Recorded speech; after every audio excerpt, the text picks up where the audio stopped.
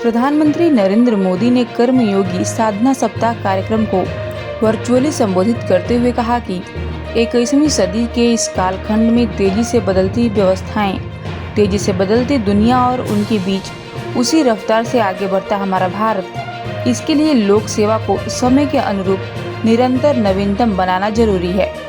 कर्मयोगी साधना सप्ताह उसी प्रयास की एक अहम कड़ी है।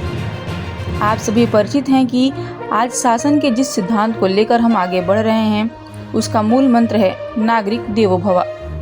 इस मंत्र में समाहित भावना के साथ आज लोक सेवा को ज़्यादा काबिल और नागरिकों के लिए ज़्यादा संवेदनशील बनाने पर फोकस किया जा रहा है। सफलता का एक बड़ा सिद्धांत ये भी है कि दूसरों की लकीरें छोटी करने के बजाय अपनी लकीर बड़ी करो। हमारे देश में आज़ादी के बाद से कई तरह की संस्थाएं अलग अलग फोकस के साथ काम कर रही थीं, लेकिन आवश्यकता थी एक ऐसी संस्था की जिसका फोकस क्षमता निर्माण हो, जो सरकार में काम करने वाले हर कर्मचारी, हर कर्मयोगी का सामर्थ्य बढ़ाए।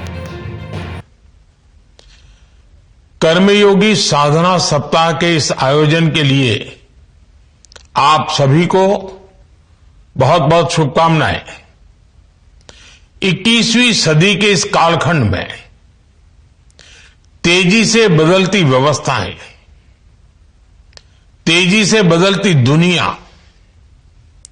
और उनके बीच उसी रफ्तार से आगे बढ़ता हमारा भारत, इसके लिए पब्लिक सर्विस को समय के अनुरूप निरंतर अपडेट करना जरूरी है।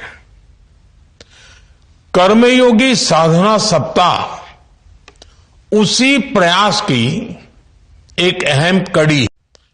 आप सभी परिचित हैं, आज गवर्नेंस के जिस सिद्धांत को लेकर हम आगे बढ़ रहे हैं, उसका मूल मंत्र है नागरिक देवो भव।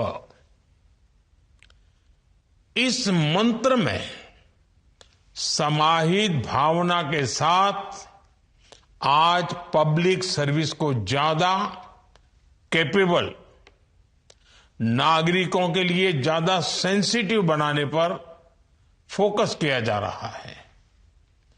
अब साथियों, सफलता का एक बड़ा सिद्धांत ये भी है कि दूसरों की लकीर छोटी करने के बजाय अपनी लकीर बड़ी करो।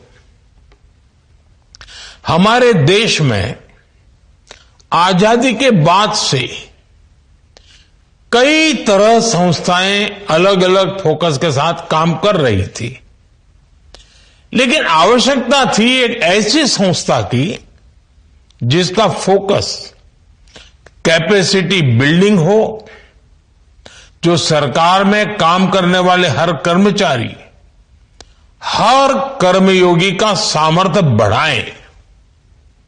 इसी सोच ने कैपेसिटी बिल्डिंग कमीशन CBC को जन्म दिया।